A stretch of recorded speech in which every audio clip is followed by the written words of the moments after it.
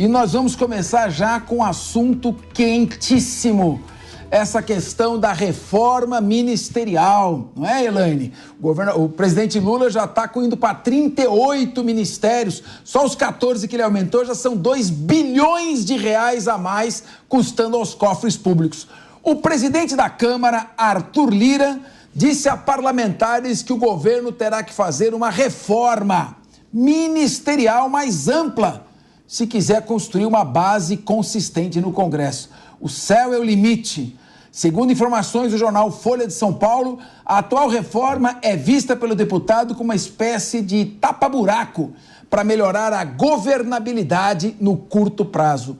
Lira acha que as ideias de Lula não contemplam os interesses do seu partido, o progressista. Afinal de contas, até agora foram apenas 12 bilhões de reais para a Câmara cumprir o seu papel, que é votar os projetos e interesses da sociedade. E mais ministérios.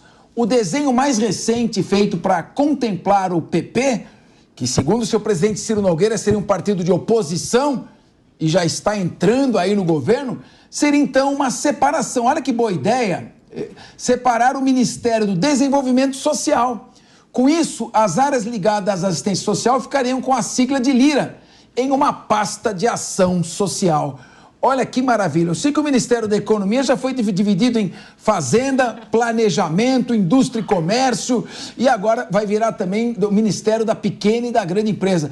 Que apetite! Como diria Ricardo Rous, como diria o Jô Soares, o saudoso Jô Soares, que bocão!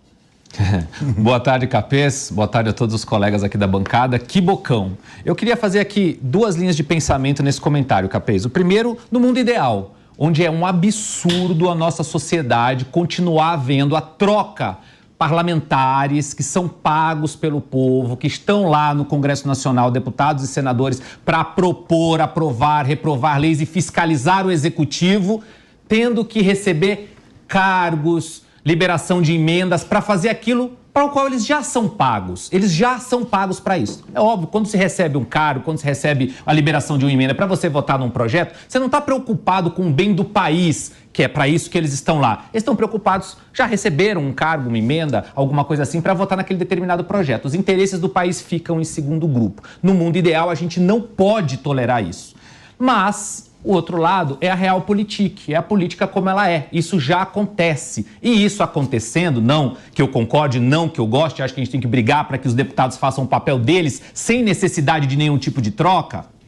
Porém, isso acontece na realpolitik. E acontecendo isso, olha só que barato, o Lira é um ente que nesse momento do jogo político está sendo fundamental para manter algum equilíbrio sobre as ideias e os avanços do governo, do PT, em especial da esquerda, para dentro do país. Então o Lira está sendo um peso, um contrapeso ali importante, do jeito errado, mas nunca pensei que falaria isso, que o Lira está sendo uma peça extremamente importante para a gente conter os avanços equivocados que a gente vê no governo. Meu amigo, muito pelo amor de Deus, ele é um peso pesado. Ele é um peso pesado, mas poderia ser muito pior. Lembra que eu falei o seguinte, não devemos aceitar isso. No mundo ideal, o deputado já é pago para aprovar as leis de interesse do povo. É isso que nós queremos enquanto sociedade. Porém, na realpolitik, na vida como ela é como está funcionando. E o Lira está sendo um contrapeso importante ao governo.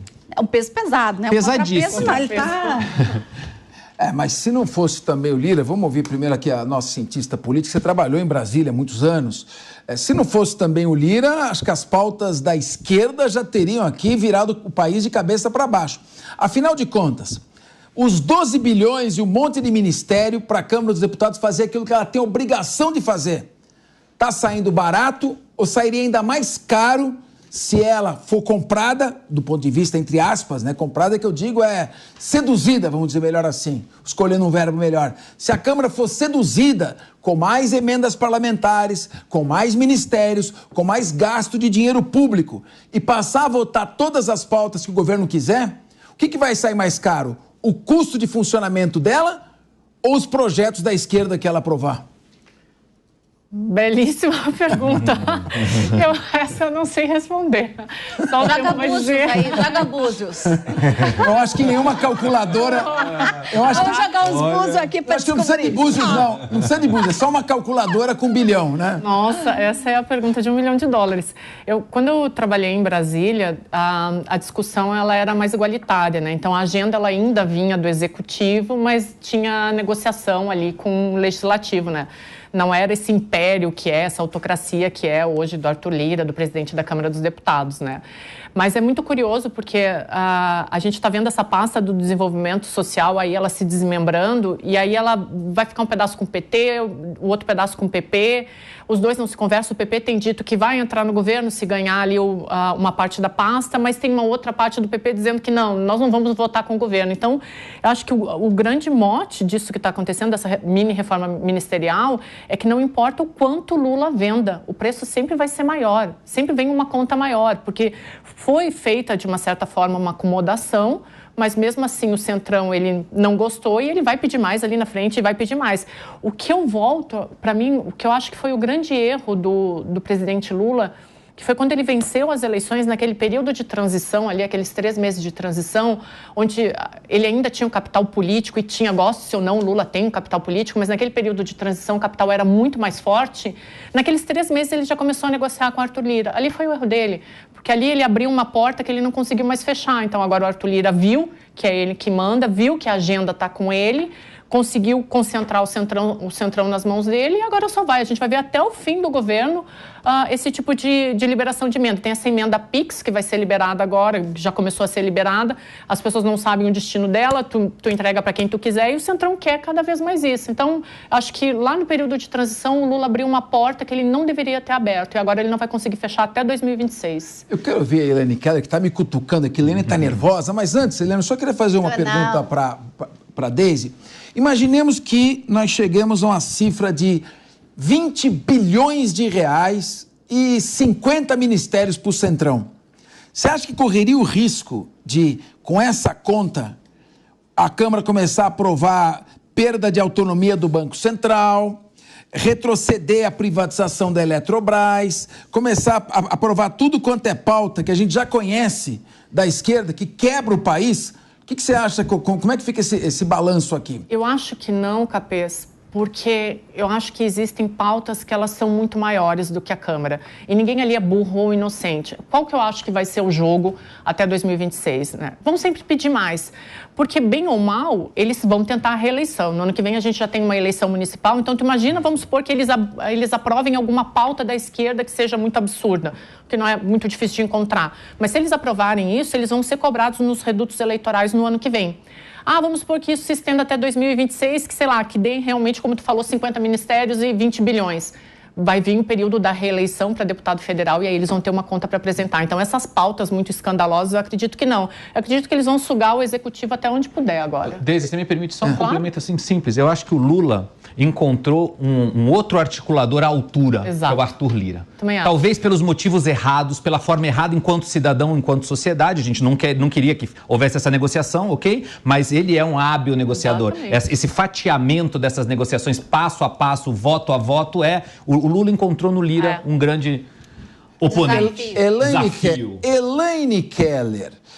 Os republicanos do PP já mandaram um recadinho na CPI do MST, colocando requerimento de quebra de sigilo bancário, telefônico, telemático, do João Pedro Stedley, do Zé Rainha.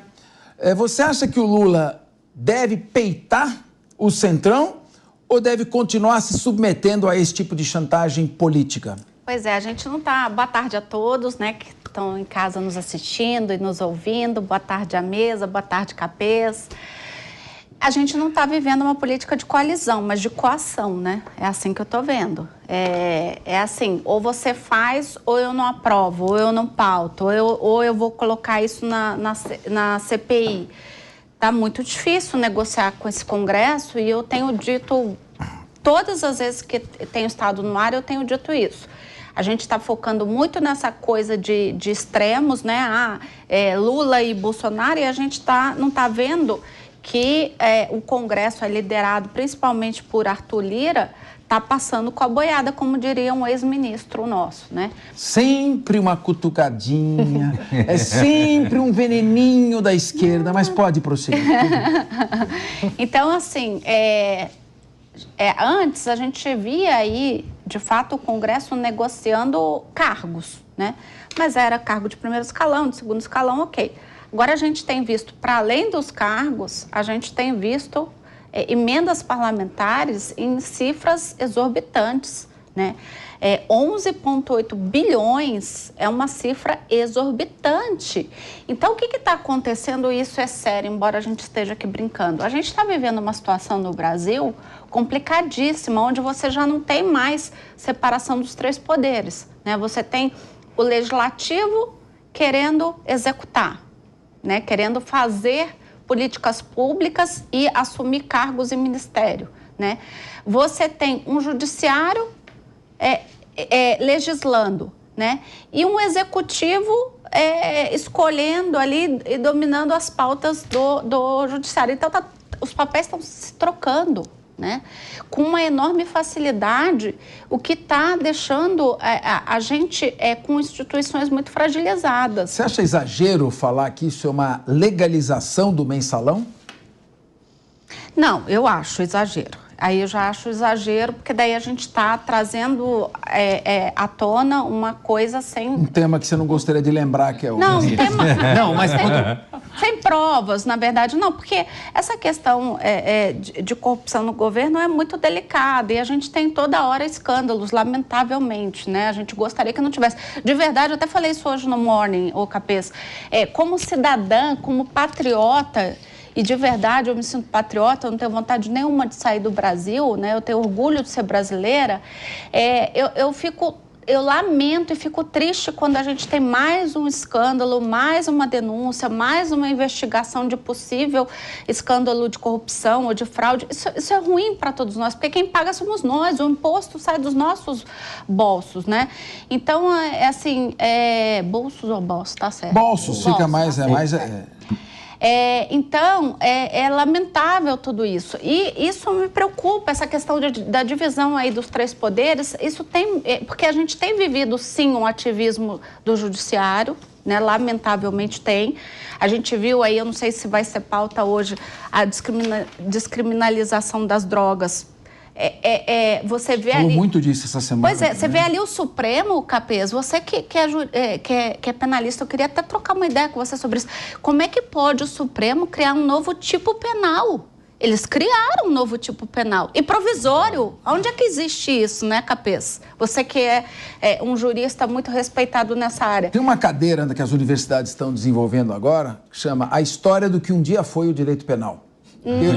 Está substituindo o direito penal. Exato, porque o Supremo acabou de criar uma tipificação penal que não existia, e eu não sabia que eles podiam fazer isso, e provisório, que é mais lamentável ainda. Como provisório? Então, quer dizer que a pessoa hoje vai ser... me explique isso, né, Capês? Hoje a pessoa vai ser... Não, desculpa, não estou falando na discriminação das drogas, não. Estou falando lá na questão da Sabe o que transfobia. Não. Você está dando um nó no assunto. Isso. Você está mudando de assunto. Quer falar de transfobia, quer falar de desumanização. Está dando... Você fugiu do tema. Você fugiu do assunto. Você não quer falar da reforma ministerial. Então eu vou ouvir o Cristiano Vilela. Você quer mudar de assunto, falar de transfobia. E aqui, o nosso espectador é esperto. O público aqui da Jovem Pan é público informado, de qualidade. Nós estamos falando dos bilhões gastos com mais ministérios. Estamos falando do custo de 12 bi para legislar, que o presidente Lula está negociando com o Congresso e não deveria negociar, mas você quer falar de transfobia, você quer falar de criação de tipo. Então, eu quero fazer uma pergunta para o Cristiano Vilela. Não, mas eu vou falar do Ministério. Por favor, deixa o Vilela quer opinar também. Você Vilela, eu acho o seguinte, que a gente viu Capês e Vilela, eu acho o seguinte, que a gente, em vez de cobrar do Lula, a gente tem que cobrar da Câmara, especialmente de Arthur Lira, né? Entendi. Nós votamos neles, eles são representantes do povo e estão lá para legislar. Nós estamos com lacuna e nós precisamos reformar o Código Penal, depois você me diz se eu estou errada. Tem várias pautas importantíssimas para a gente tocar no Legislativo e nós não estamos tocando. Então, assim, o Legislativo precisa fazer o papel dele, para o Judiciário não ter que fazer, né? E não ficar preocupado em pedir mais cargos e mais dinheiro. O Lira só foi eleito no estado de Alagoas, né? Tem que falar com quem foi eleito pelo país inteiro. Mas eu quero perguntar aqui... Ô, Vilela, deixa eu te perguntar só uma coisa. A Câmara dos Deputados, pelo visto, está querendo governar. Porque ela quer ministério, função dela é aprovar lei. Mas ela quer administrar, ela quer emenda parlamentar para construir ponte, ela quer ministério para administrar. O Legislativo quer ser executivo. O Executivo é chantageado pelo Legislativo. E o Judiciário quer ser legislativo. Aquela música do Silvio Brito, né? Para o mundo que eu quero descer. Tá tudo errado, tá tudo errado. Tudo errado. E aí? Para o mundo que eu quero descer. Boa tarde, você, Capês, aos amigos da mesa e a todos que estão acompanhando o Linha de Frente aqui na Jovem Pan. Olha, tá tudo errado. A gente está vivendo hoje um momento de desconcerto institucional no nosso país. O Legislativo, ele não se coloca da maneira austera, da maneira altiva que ele deveria se colocar e até por isso você vê por vezes o Judiciário querendo pegar um espaço do Legislativo, o Executivo querendo fazer e desfazer. Isso vai muito por diversos fatores, mas de fato tem também uma culpa do Legislativo que não se coloca como um poder altivo e efetivo. Agora, eu vou ser sincero, eu discordo um pouco da tônica que foi colocado pela Elaine aqui e foi falado também um pouco na mesa, porque eu vejo como o grande culpado, o maior culpado desse toma lá da cá que estamos vendo agora na reforma federal, o presidente Lula, o governo Lula e não o Centrão. Nós temos que atacar qual é o governo que se elegeu com um discurso de um governo para todos, mas que só está apresentando propostas ligadas a um segmento da sociedade, que é o seu segmento, que são os seus companheiros, os seus camaradas.